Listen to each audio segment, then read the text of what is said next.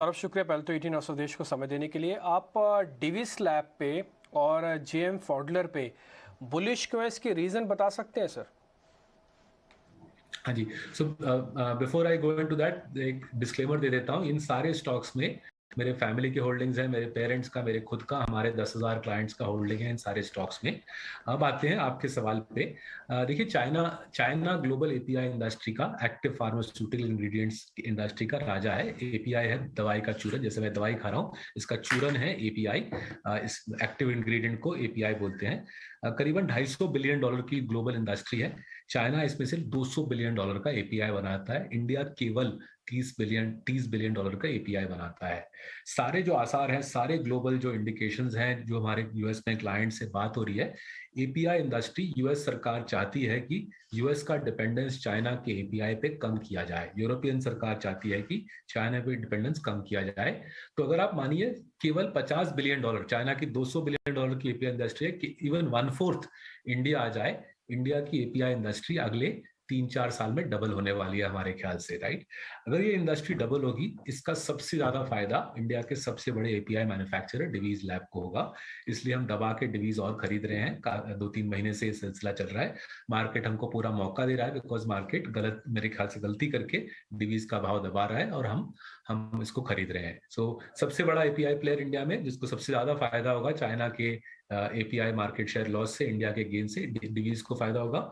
API बनाने के लिए जो आपको सामग्री चाहिए, जो इंटरमीडिएट चाहिए, वो सप्लाई करते हैं companies like alkyl amines, companies like पोशाक। तो हम उसमें पैसा लगा रहे हैं। और उसके भी नीचे अगर हम जाए, जिस कटोरे में, जिस ग्लास कंटेनर में आप ये सारा सामान बनाते हो, केमिकल्स और दवाई बनाते हो, वो जेएमएम फॉडलर बनाता है। इसलिए हमने जेएमएम फॉडलर में काफी साल से बड़ा पोजीशन बना के रखा है। तो एक पूरा सप्लाई चेन है, जो मेरे ख्याल से अगले 3-4 साल में डबल हो जाएगा। उसका फायदा उठाने के लिए हम निवेश कर रहे हैं। सौरभ, बड़ी क्रिएटिव वे में आपने अपने रैशनल दोनों स्टॉक्स के लिए सजाए हैं, समझाए हैं। लेकिन टीसीएस में आपका भरोसा क्यों बढ़ रहा है, इस पर भी हम आपका आउटलुक जानना चाहेंगे। क्या आपको लगता है कि आईटी पैक एक बड़े करेक्शन के बाद एक अप मूव के लिए तैयार हो रहा है और इसी वजह से यहाँ पर निवेश बढ़ा रहे हैं? देखिए, अगेन फंडामेंटली सोचना चाहिए, अप मूव डाउन मूव उतना दिमाग नहीं फंसाना चाहिए, फंडामेंटली सोचना चाहिए। अगर हम देखें, वेस्टर्न वर्ल्ड में भयंकर लेबर शॉर्टेज है, राइट। भयंकर लेबर शॉर्टेज है। टेक्नोलॉजी के केस में तो लेबर है ही नहीं। जो वेस्ट में जिसको टेक्नोलॉजी थोड़ी बहुत आती है, उसको सिलिकॉन वैली में जॉब करना है या वॉल स्ट्रीट में जॉब करना है। किसी को टीसीएस जैसा काम वेस्ट में नहीं करना है। नाउ, वेस्टर्न वर्ल्ड की जो सर्विसेज इकोनॉमी है, वो करीबन 15 ट्रिलियन है। सर्विसेज मतलब मानिए फाइनेंशियल सर्विसेज, हॉस्पिटैलिटी, ट्रांसपोर्ट इत्यादि। ये इनके $15 ट्रिलियन की सर्विसेज की इकोनॉमी है। अगर आप बहुत क्रूडली माने, सिंपल तरीके से माने कि उनके लेबर शॉर्टेज की वजह से एटलीस्ट 10% उनका सर्विसेज इकोनॉमी इंडिया का आउटसोर्स्ड होगा।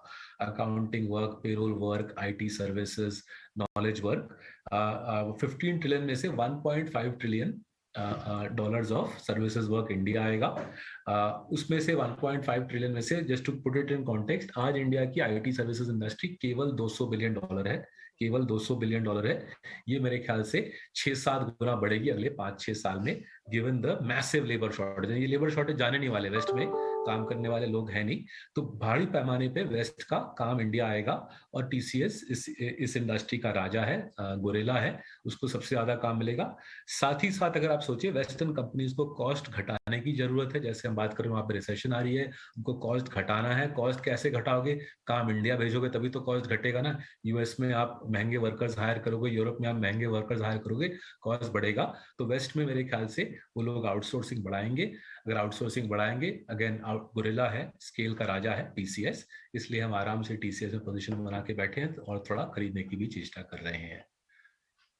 बहुत ही शानदार तरीके से एक्सप्लेन करते हुए मैं आपसे एक और सवाल पूछना चाहूंगा। इनफैक्ट मुझे ध्यान आया आपका